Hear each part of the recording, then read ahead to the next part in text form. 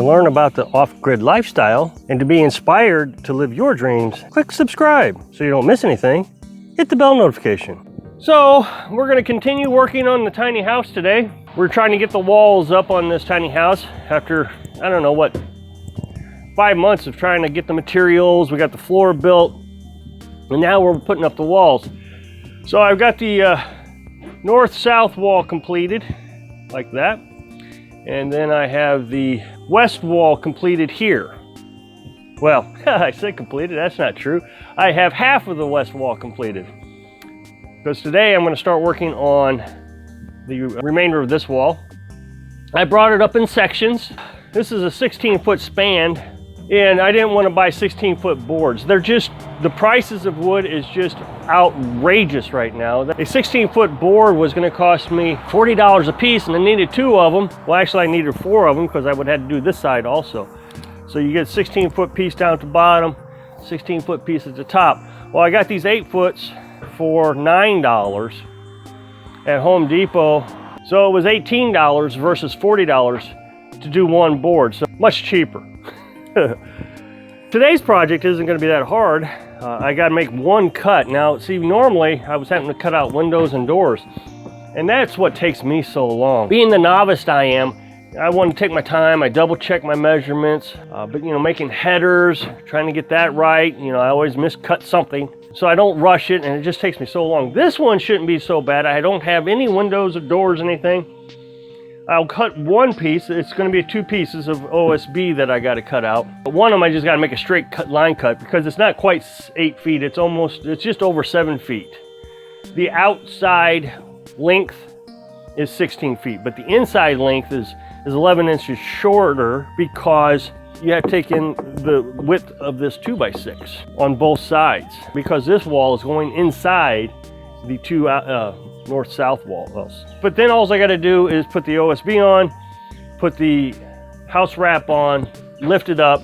I got to get this wall done before it rains because I want to hang a tarp up here so the floor doesn't get wet. There's insulation underneath the floor. I got to keep that insulation dry. It drizzled yesterday just for a little bit. And then I'm going to buy 2x4s for my rafters. I know a lot of people think you can't use 2x4s for rafters, but everything I researched says 2x4s will be plenty strong for a small building like this. You got to remember that we're only going 12 feet across. One 2x4, you know, the angle is only going to be 6 feet long and then 6 feet long coming back down. So we're not talking large spans that we got to cover.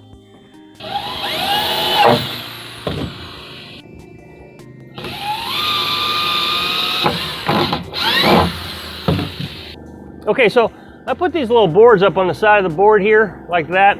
That way when I slide my OSB on, my sheet of plywood, everything gets squared up nice and easy so I don't have to sit there and move it around and adjust it. I can just lay the board up there, slide it right up against the little pieces that I put there. That's just temporary.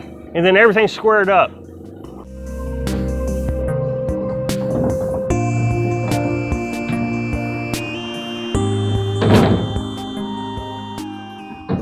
So as you can see, this squared up quite nicely on all the boards that I put there for temporary measure. Then I'll nail this down. Now, when I laid this down, I was off on my measurements by almost, what, 3/4 of an inch? I think it's 3/4 of an inch. Right here, this board was underneath the OSB. Recognize I gotta lay another piece of OSB right here. So let's pretend this is OSB. And so I'll nail those two together like that. My measurements were off. So I had to unscrew all these boards. There was only, what, 4 of them, 3 of them. I had to unscrew on both ends and move it over 1/4 inch. Well, here's a perfect example. Here is my mark. I marked it there, but it's supposed to be in center. So I had to move it all over. But that's one of the advantages of having screws. If I'd have nailed these together, because there's a lot of people in my comment section said, no, you need to use nails. I'm kind of a fan of using screws because there's one reason, because I'm such a novice at carpentry that if I make a mistake, I got to be able to easily repair it. Otherwise, I'd have been using this thing to dig out the nail. So you're tearing your board up, been a big mess. If I'd have used nails, it'd have taken an hour to get all those boards out, but it only took me 2 or 3 minutes to fix my problem. So I'm going to be using 1 1/2 inch roofing nail to nail down the OSB to the frame. And again, I'm going to nail the nails 4 inches apart. That way I can make sure that the frame of the house doesn't wobble around using thinner OSB. I'm using 1/4 inch OSB instead of 3/4. You know, I'm looking for light weight. And then I'm going to put roofing metal over the OSB, so it's going to be plenty strong.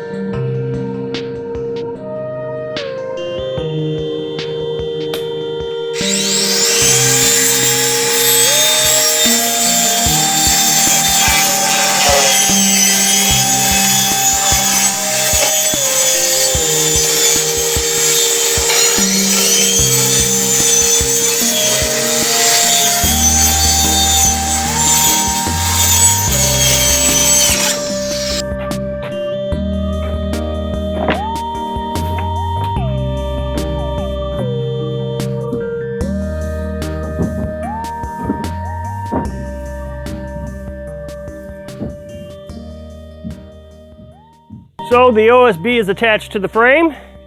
So all I've now got to do is put on the house wrap, and then I can lift the wall. Everything has went really smooth, other than I mismeasured the 2x6s. This really went well.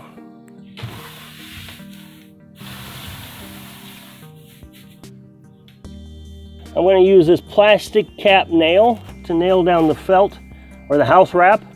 It's just a flexible piece of plastic. It's hard to see in the camera. It seals up around the felt so water doesn't leak around it. Okay, got the house wrap on. So now the big event, lifting it up, it's really not that difficult. What I do is I get my little crowbar, I lift up the edge, I put a brick underneath it on both sides, and I lift it up. It's not that heavy when you do it in these 8-foot sections, but doing the 12-foot section, I needed Carolyn's help. I could get it up, but boy, I just couldn't get it underneath it.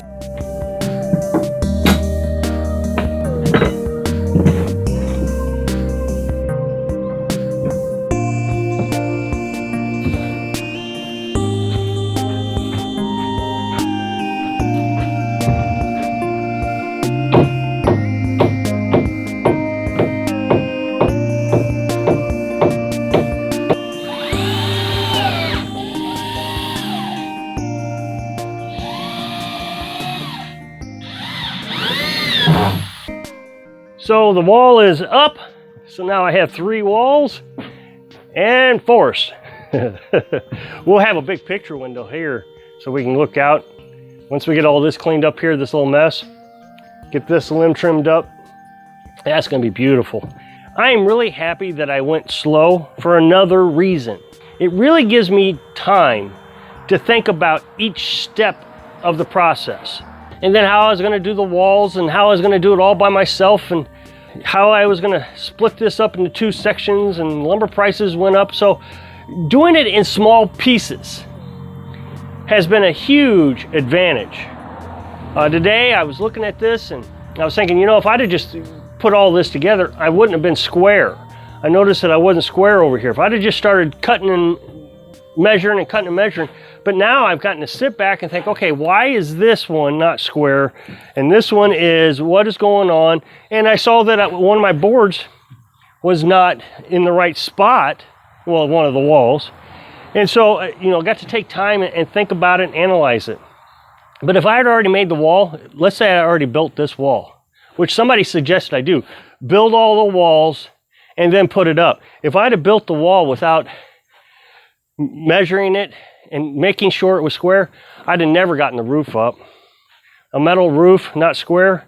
You know, I was down at Dad's house and he was off by 1/4 of an inch. And that 1/4 of an inch just frustrated us, trying to get that to square up, putting on that metal roof.